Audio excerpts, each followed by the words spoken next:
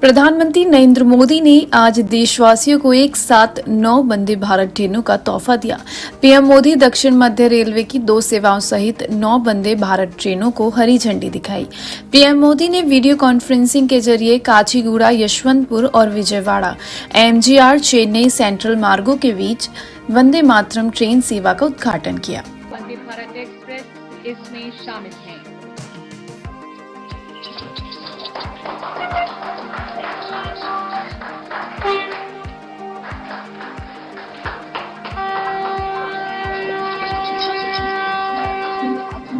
ये world class Vande Bharat के साथ यात्रियों को तेज और अधिक आरामदायक यात्रा का अनुभव कराएंगे। इस दौरान प्रधानमंत्री नरेंद्र मोदी ने कहा कि देश में आधुनिक कनेक्टिविटी विस्तार का यह अभूतपूर्व अवसर है।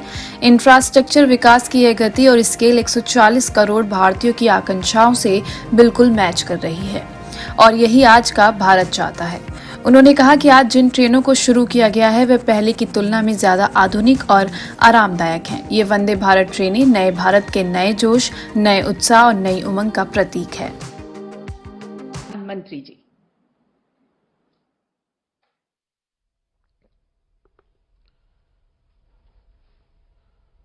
नमस्कार।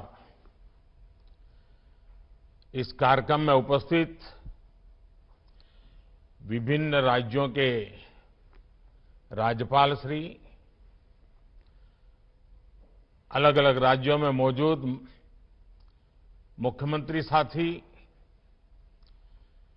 केंद्रीय मंत्रिमंडल के मेरे सदस्य, राज्यों के मंत्री, सांसदगण, विधायकगण, अन्य जनप्रतिनिधि और मेरे परिवारजनों, देश में आधुनिक कनेक्टिविटी के विस्तार का ये अभूतपूर्व अवसर है। इंफ्रास्ट्रक्चर विकास की ये स्पीड और स्केल 140 करोड़ भारतीयों की आकांक्षाओं से बिल्कुल मैच कर रही है और यही तो आज का भारत चाहता है। यही तो नए भारत के युवाओं, उद्यमियों, महिलाओं, प्रोफेशनल्स, कारोबारियों, नौकरी पेशा से जुड़े लोगों की एस्पिरेशंस है। आज एक साथ 9 वंदे भारत ट्रेन की शुरुआत होना भी इसी का उदाहरण है। आज एक साथ राजस्थान, गुजरात, बिहार, झारखंड, पश्चिम बंगाल, उड़ीसा, तमिलनाडु, आंध्र प्रदेश, तेलंगाना, कर्नाटका और केरला के लोगों को वंदे भारत एक्सप्रेस की सुविधा मिली है। आज जिन ट्रेनों को शुरू किया गया है वे पहले की तुलना में ज्यादा आधुनिक और आरामदायक है। ये वंदे भारत ट्रेनें नए भारत के नए जोश, नए उत्साह और नई उमंग का प्रतीक है। मुझे इस बात की भी खुशी है कि वंदे भारत का क्रेज लगातार बढ़ रहा है। इससे अब तक 1 करोड़ 11 लाख से ज्यादा यात्री सफर कर चुके हैं और ये संख्या दिनों दिन बढ़ती जा रही है। साथियों, देश के अलग अलग राज्यों और केंद्र शासित प्रदेश के लोगों को अब तक 25 वंदे भारत ट्रेनों की सुविधा मिल रही है। अब इसमें 9 और वंदे भारत एक्सप्रेस जुड़ जाएगी। वो दिन दूर नहीं जब वंदे भारत देश के हर हिस्से को कनेक्ट करेगी। मुझे खुशी है कि वंदे भारत एक्सप्रेस अपने उद्देश्य को बखूबी पूरा कर रही है। ये ट्रेन उन लोगों के लिए बहुत महत्वपूर्ण हो गई है जो सफर का समय कम से कम रखना चाहते हैं। ये ट्रेन उन लोगों की बहुत बड़ी जरूरत बन गई है जो दूसरे शहर में कुछ घंटों का काम खत्म करके उसी दिन लौट आना चाहते हैं। वंदे भारत ट्रेनों ने पर्यटन और आर्थिक गतिविधियों में भी तेजी ला दी है। जिन जगहों तक वंदे भारत एक्सप्रेस की सुविधा पहुंच रही है, वहां पर्यटकों की संख्या बढ़ रही है। पर्यटकों की संख्या बढ़ने का मतलब है वहां कारोबारियों, दुकानदारों की आय में भी बढ़ोतरी हो रही है। इससे वहां रोजगार के नए अवसर भी तैयार हो रहे हैं। मेरे परिवारजनों, भारत में आज जो उत्साह और आत्मविश्वास का वातावरण बना है, वैसा पिछले कई दशकों में नहीं बना था। आज हर भारतवासी अपने नए भारत की उपलब्धियों से गौरवान्वित है। चंद्रयान-3 की सफलता ने सामान्य मानवी की उम्मीदों को आसमान पर पहुंचा दिया है। आदित्य L1 की लॉन्चिंग ने हौसला दिया है कि अगर इरादा मजबूत हो तो कठिन से कठिन लक्ष्य को भी हासिल किया जा सकता है। G20 समिट की कामयाबी ने ये विश्वास दिया है कि भारत के पास डेमोक्रेसी, डेमोग्राफी और डायवर्सिटी की कितनी अद्भुत ताकत है। आज भारत के कूटनीतिक कौशल की दुनिया भर में चर्चा हो रही है। हम हमारे विमेन लेड डेवलपमेंट के विजन को दुनिया ने सराहा है। अपने इस विजन पर आगे बढ़ते हुए सरकार ने संसद में नारी शक्ति वंदन अधिनियम पेश किया था। नारी शक्ति वंदन अधिनियम के आने के बाद हर सेक्टर में महिलाओं के योगदान और उनकी बढ़ती भूमिका की चर्चा हो रही है। आज कई रेलवे स्टेशनों का संचालन भी पूरी तरह से महिला कर्मचारियों द्वारा किया जा रहा है। मैं ऐसे प्रयासों के लिए रेलवे की सराहना करता हूं। देश की सभी महिलाओं को नारी शक्ति वंदन अधिनियम के लिए फिर से बधाई देता हूं। साथियों, आत्मविश्वास से भरे इस माहौल के बीच अमृतकाल का भारत अपनी वर्तमान और भविष्य की जरूरतों पर एक साथ काम कर रहा है।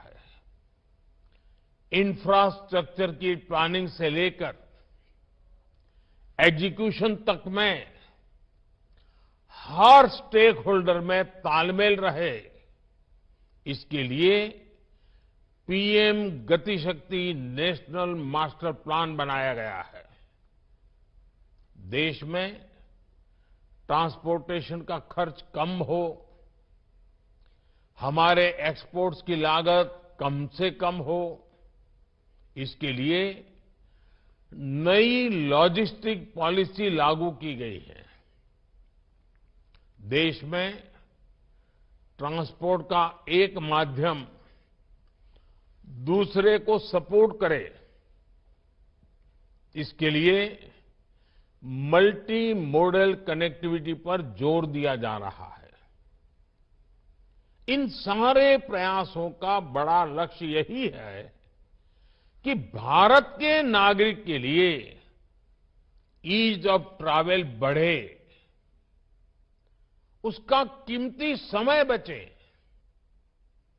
ये वंदे भारत ट्रेनें इसी भावना का एक प्रतिबिंब है। साथियों, भारतीय रेलवे देश के गरीब और मिडिल क्लास की सबसे भरोसेमंद सहयात्री है। हमारे यहां एक दिन में जितने लोग ट्रेन में सफर करते हैं, उतनी तो कई देशों की आबादी भी नहीं है। ये दुर्भाग्य रहा कि पहले भारतीय रेलवे को आधुनिक बनाने पर उतना ध्यान दिया ही नहीं गया। लेकिन अब हमारी सरकार भारतीय रेलवे के कायाकल्प में जुटी है। सरकार ने रेल बजट में अभूतपूर्व बढ़ोतरी की है। 2014 में रेलवे का जितना बजट था, इस साल उससे 8 गुना ज्यादा बजट दिया गया है। रेल लाइनों का दोहरीकरण हो, बिजलीकरण हो, नई ट्रेनों को चलाना हो,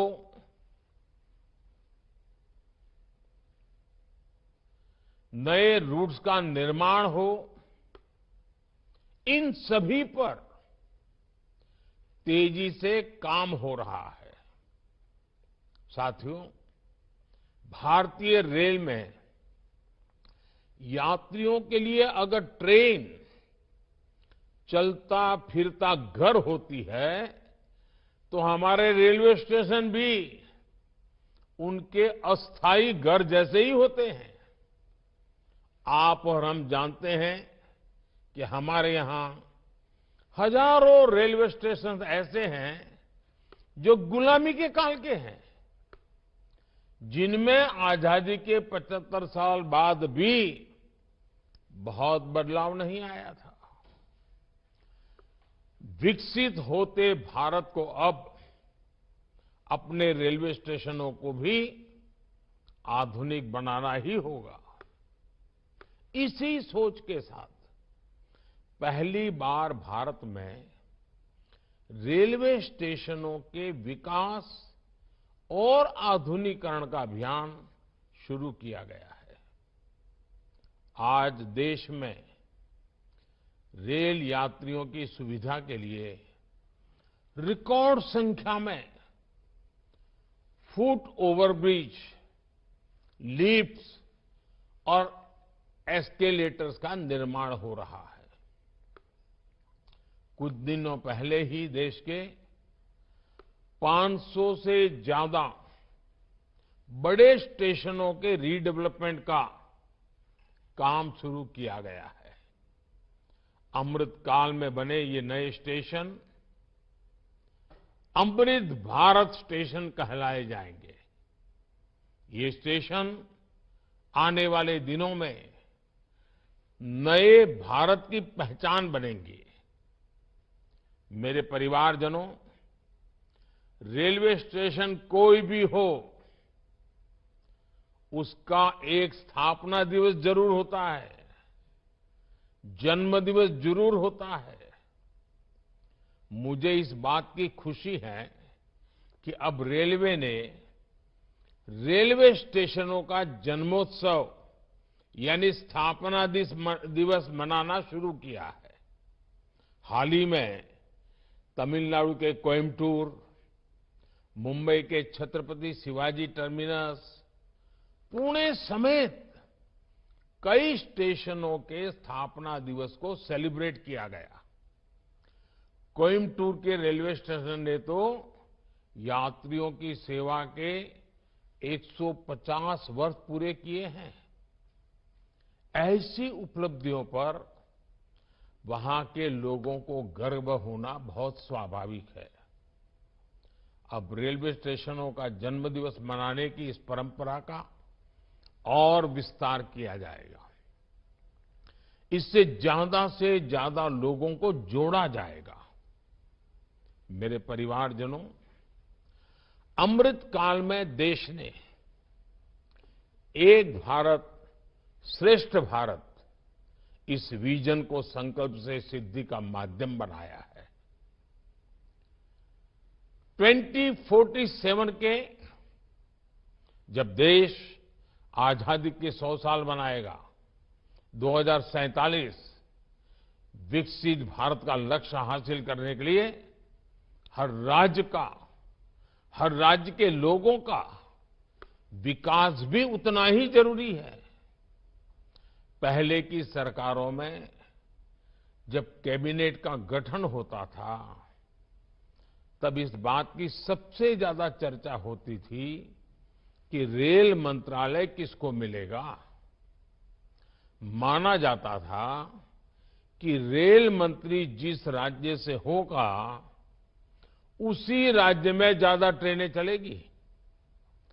और उसमें भी होता ये था कि नई ट्रेनों की घोषणाएं तो कर दी जाती थी, लेकिन पटरी पर बहुत कम ही उतरती थी। इस स्वार्थ भरी सोच ने रेलवे का ही नहीं, देश का बहुत बड़ा नुकसान किया, देश के लोगों का नुकसान किया। अब देश किसी राज्य को पीछे रखने का जोखिम नहीं ले सकता। हमें सबका साथ, सबका विकास के विजन को लेकर आगे बढ़ते रहना होगा। मेरे परिवारजनों, आज मैं रेलवे के अपने परिश्रमी कर्मचारियों से भी एक बात कहूंगा। जब कोई दूसरे शहर या दूर किसी जगह से यात्रा करके आता है, तो उससे सबसे पहले यही पूछा जाता है कि सफर कैसा रहा। वो व्यक्ति सिर्फ अपने सफर का अनुभव ही नहीं बताता, वो घर से निकलने से लेकर मंजिल तक पहुंचने की पूरी बात करता है। वो बताता है कि रेलवे स्टेशन कितने बदल गए हैं, वो बताता है कि ट्रेनों का परिचालन कितना व्यवस्थित हो गया है।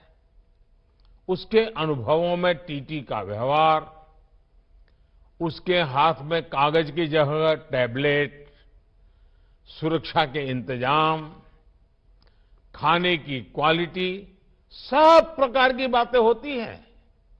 इसलिए आपको, रेल के हर कर्मचारी को ईज ऑफ ट्रैवल के लिए, यात्रियों को अच्छा अनुभव देने के लिए लगातार संवेदनशील रहना होता है।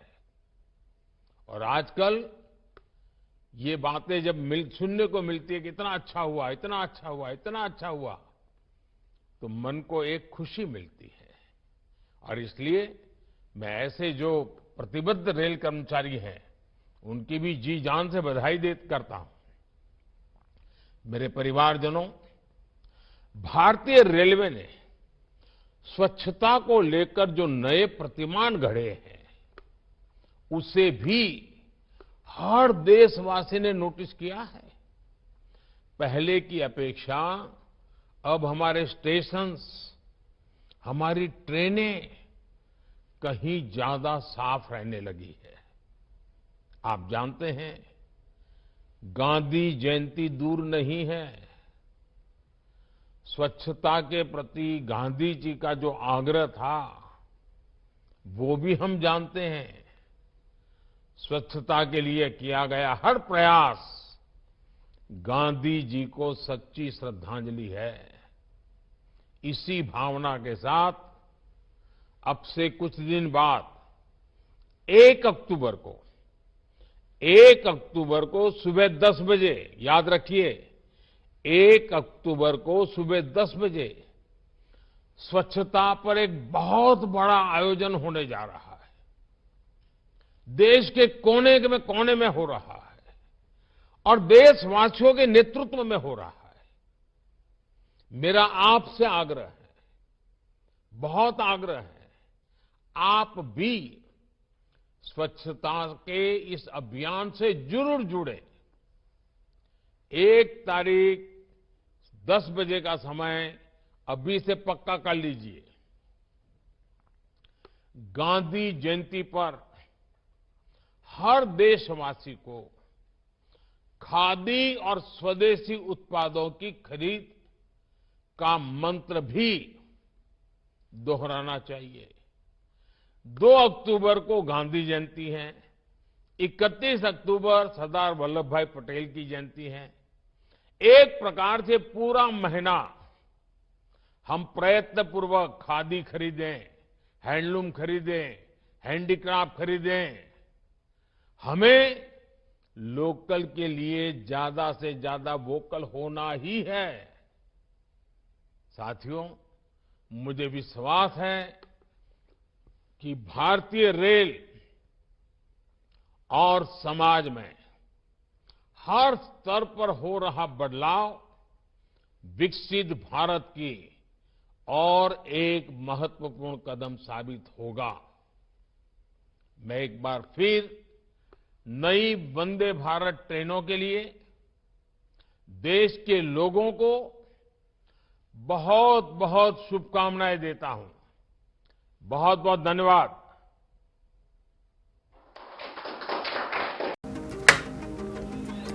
वहीं केंद्रीय रेल मंत्री अश्विन वैष्णव ने कार्यक्रम में भाग लिया। बता दें कि काचीगुड़ा यशवंतपुर के बीच वंदे भारत ट्रेन सेवा इस मार्ग की अन्य ट्रेनों की तुलना में कम से कम यात्रा समय के साथ दोनों शहरों के बीच सबसे तेज ट्रेन होगी।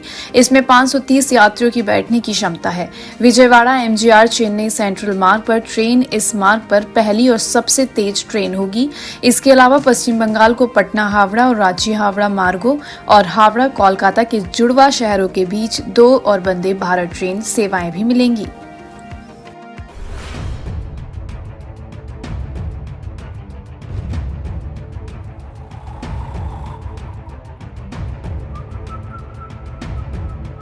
हर बड़ी खबर का असली एड्रेस है खबरनामा।